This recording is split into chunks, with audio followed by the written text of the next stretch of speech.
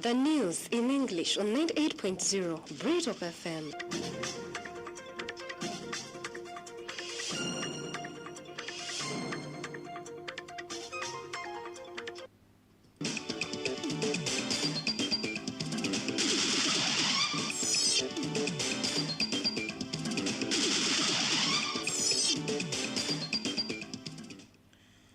Museveni says if he was in the US, he would be a billionaire.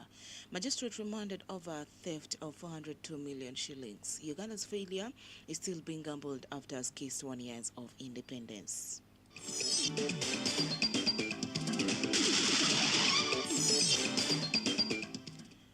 Good morning, our dear listener. Thank you for listening to 98.0 Britop FM. It's 10th of October 2023 and the time is 8 p.m. This is our morning news read to you by Vivian Namara.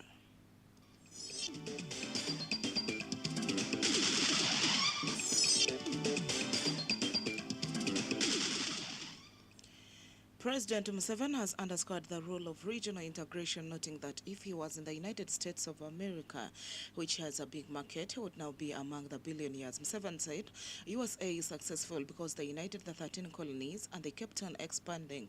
If he was in the US, he would be a billionaire now because he would sell all of his beef throughout the whole of America, which has rich people. He would sell his milk, bananas and fruit, but now here you take them to Kenya, they stop you. The following day, they open, then Burundi, Rwanda, and that's why we are here. Museveni was speaking during the 61st Independence Day celebrations at Mboma grounds, making a case of regional integration.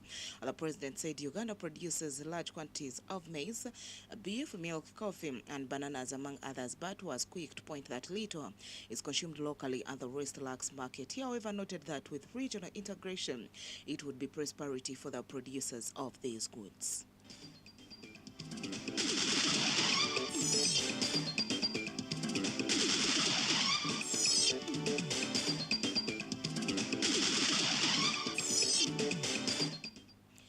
Mathias Mpuga Nsamba, the leader of the opposition in parliament, has raised concerns about Uganda's future, which he believes remains uncertain due to what he perceives as a lack of true democracy.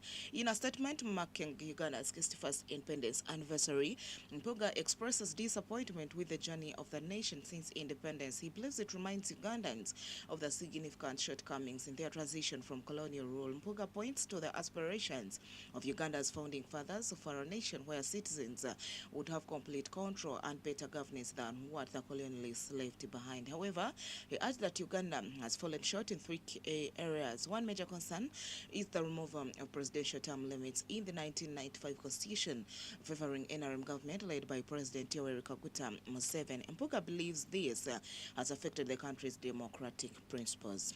Let's hear from Mathias Mpuga. Our democracy has failed to evolve because we had thought that we would do better than the colonial master and give our people true democracy, as enshrined in the 1995 Constitution, and at the helm of that consensus was the predicate of a two-term president. But what gave everybody comfort was that, after all, even if you are very powerful, that power is limited to only 2 terms. So the removal of the 2-term limit was a major setback in our democratic transition. That's why we have failed transition as a nation. Our democracy is still a casino, we are gambling, and the future is very uncertain. He also highlighted issues related to resource allocation, stating that power often determines the distribution of national resources, leaving marginalized communities with inadequate access to education, healthcare, and infrastructure. Furthermore, Mpuga emphasized the need to decentralize power from the central government to the regions. He urged that the concentration of power within a small group could lead to disaster, that after 61 years of independence, mechanisms should be in place to address this issue. Let's hear from Mathias Mpuga. We haven't yet evolved and mastered a consensus for power sharing as a country. Human nature hates being dominated by a small group. To dominate power and dominate everyone is unacceptable. So therefore, in this stage and time, after 61 years, inability to evolve a proper mechanism of sharing power, either through political parties or a political formula that will disentangle power from the center, to the regions is a recipe for disaster in this country. It will be the next cause of civil strife in this country. That a small group really takes over and others must really beg is very dangerous for this country.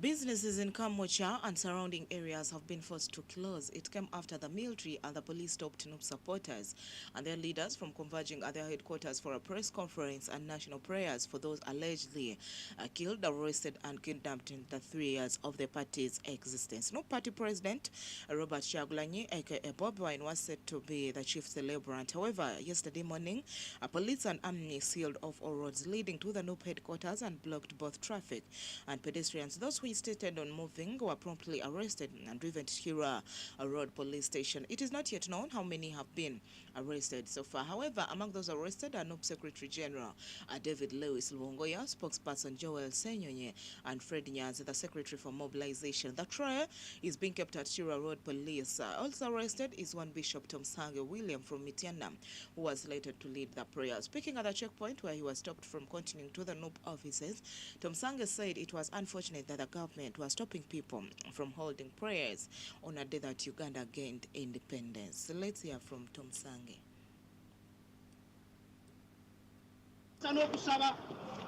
Tata katondo muyinza ebintu byonna golokoka otulwanirire ng'eggwanga lino erya Uganda tufune emirembe gwe katonda zaatuyambe emirembe gyonna eggwanga nga liwambiddwa Mukama golokoka ojja otulwanirire ng'eggwanga lino erya Uganda tusobole okufuna emirembe nga bannayuganda tusobole okusaba tusobole Mukama okuba n'eddembe kubanga ensi eno yo Mukama gwe katonda alonda abakulembeze bwe tubanga ayi katonda omukulembeze gwe watuwa nga takyatukkiriza na kusaba Mukama mukyuse otuwa omukulembeze anatusobozesa okusaba anatukkiriza tube n'emirembe mu nsi yaffe Mukama tukwebaza kubanga olidde okusaba kwaffe era omaze okukikola mu linnya lya Yesu. Before their arrest, Senyonyi said they were surprised by the security deployment. He said as a political party, they have a right to meet their supporters for whatever activities they deem fit. Let's hear from Senyonyi. Twakedde ku makya poliisi n'amagye nga gazinzeeko ekitebe kyaffe tebakkiriza muntu kuyingira nga buli ajjawaawo babakwata babakuba n'ebirala byonna. Kyennyamiza nti lero lunaku lw'ameefuga independence kitegeeza eddembe ne kakati ffe ekibiina ekiwandiike tetulina ddembe kibategeezaako bagamba eddembe okutukkiriza obuvunaanyizibwa bwaffe ng'ekibiina okukola emirimu gyaffe tugezezzaako okwengeejinga bacommanders abali wano abapoliisi n'amagye neera mulalabe nga batwebalama kubanga bamanyi kye bakola kikyamu tekikkirizibwa mu mateeka kyovuddala batya n'okukyogerako buli omu agamba temwogera nange mugende eri era ndowooza bwe tugenda eri nabo bajja tugamba nti mugende awalala kansuubire nti kino kijja kuzzaamu bannayuganda amaanyi nti munnange ate be tutya be basinga n'okututya kwaka kati abantu bano batya press conference batya okusaba obusabi tetugambe nti tugenze Namboole oba tugenze ku City Square ku kitebe kyaffe neera balaga nti bakitya ffe ng'ekibiina munaye tetugenda kupondooka kubanga tuli kibiina ekiwandiike tetugenda kubanga ba Museveni bo bakwata mundu genda mu nsiko kola buyeekera ffe buli kye tukola kiri mu mateeka so tetugenda pondooka era tujja kuba tubabuulira engeri gye tugenda okuzzaako activities ez'enjawulo ng'ekibiina ekiwandiike. For his part, Mongoya expressed concern over the arrest of his party members for no good reason. He said what has happened yesterday is a testimony that the state is very fearful of the same people it claims to be ruling. Let's hear from Mongoya.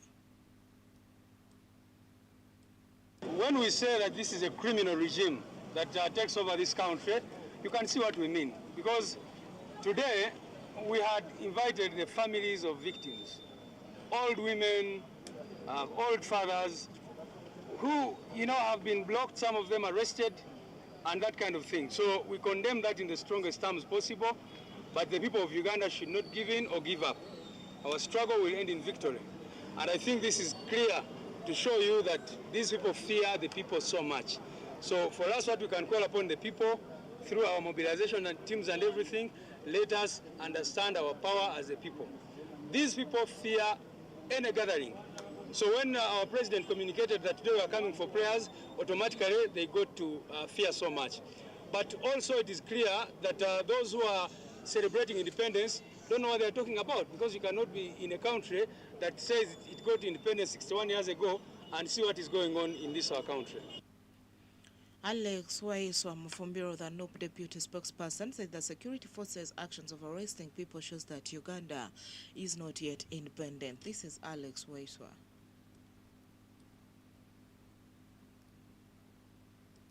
Nti ebintu ebikolebwa mu Uganda kati mu myaka nga tumaze gisuka 5 okufuna obwetwaze obugambibwa nti bwali bwetwaze nti nakyemalira akyakozesa obukodyo obw'abanazi obw'abafasisiti obw'aba Benito Mussolini abuleese kati mu 21st century okusolvinga obutayagalibwa naye enkola y'okutiisatiisa enkola y'ekiwamba abantu enkola y'okukwata ku mugigi guno tekyasobola kukola era kya buswavu nnyo eri abo bonna abeerimbika nti batambula ne gavumenti y'ono musibira mu bbwa kanywa musaayi nga bino abikola nga mulaba ne mulowooza nti tugenda kusigala nga tuli namu.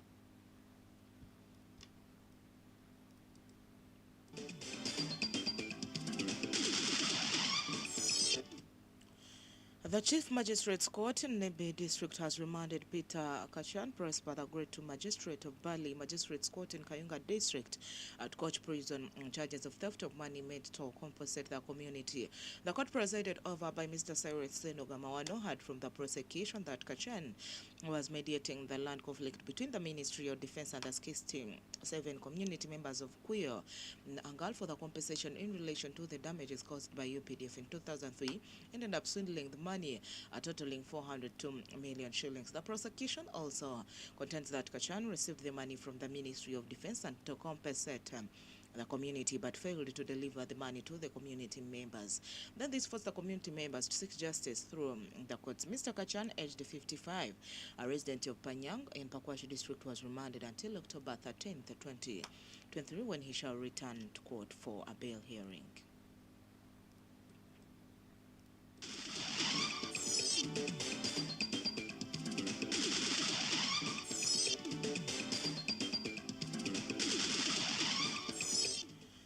Thank you, our dear listener, for listening to 98.0 Breatop FM. That has been a morning news radio by Vivian Namara.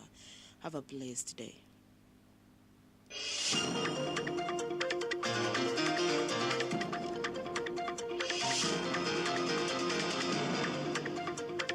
That was the news in English on 98.0 Breatop FM.